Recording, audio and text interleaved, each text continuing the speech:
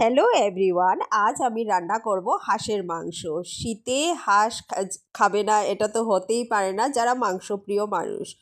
তাই আমার বর নিয়ে আসলো হাঁস, তো ওই কেটে সব কিছু রেডি করে দিল।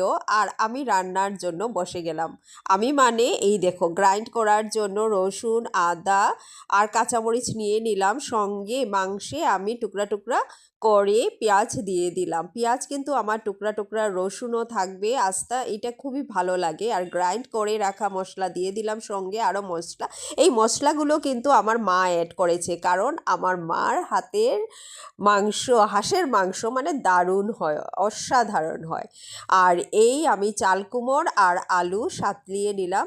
আমার সাথে আমিও হেল্প করতে লাগলাম। তো আমি যখন মাংস এদিকে আলু আর চালকুমড় সাঁতলাচ্ছি আর বলছি, মাংসের সাথে যেমন কবুতরের মাংসের সাথে পেঁপে খেতে কিন্তু দারুণ লাগে, আর চালকুমড় কিন্তু হাঁসের মাংসের সাথে।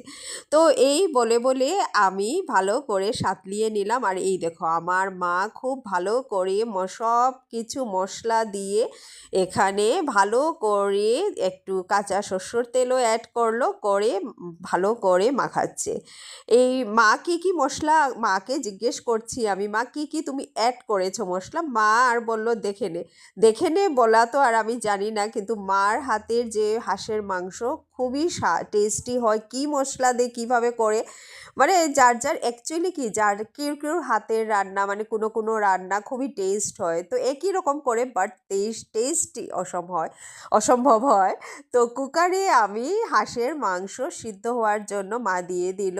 তো এখানে তেল, শুকনা মরিচ আর দারচিনি, এলাচি সম্বাস দিল, আর সঙ্গে মেখে রাখা হাঁসের মাংসও দিয়ে দিল একটু সিদ্ধ হওয়ার জন্য। কারণ কুকারে করলে সিদ্ধ হলে, পুরা সিদ্ধ করবে না, মা বলেছে জাস্ট 2-3টা সিটি দেবো, একটু সিদ্ধ হবে, বাকি সব কিছুই কড়াইয়ে হবে। কারণ হাঁসের মাংস কিন্তু অনেক শক্ত থাকে, তাই একটু দিয়ে দিল। তো একটু একটু করে সব কিছু মা কুকারে দিল। আর এদিকে আমি রেডি করছি এটাও দেখাবো, আর মার সাথে গল্প করছি। দেখো, খুব ভালো করে কুকারে দিয়ে আবার সাতলাচ্ছে মায়, খুব টাইম নিয়ে, খুব যত্ন করেই হাঁসের মাংসটা করে, তাই এত বোধহয় টেস্ট হয়। তো ভালো করে দিয়ে কুকারটা লাগিয়ে দিল, সিদ্ধ হওয়ার জন্য রেখে দিলাম। আর এদিকে অন্য কিছু রেডি করছি, সামান্য পরিমাণ জল দিয়ে কিন্তু সিদ্ধ হতে দিল। আর এদিকে কড়াইয়ে আমার চালকুমড় আর আলু মোটামুটি আমি সাঁতলিয়ে নিয়েছি ভালো করে। এদিকে কড়াইয়ে কুকারে সিদ্ধ হওয়ার পর এই দেখো, কড়াইয়ে অনেক টাইম নিয়ে সাঁতলিয়ে হাঁসের মাংস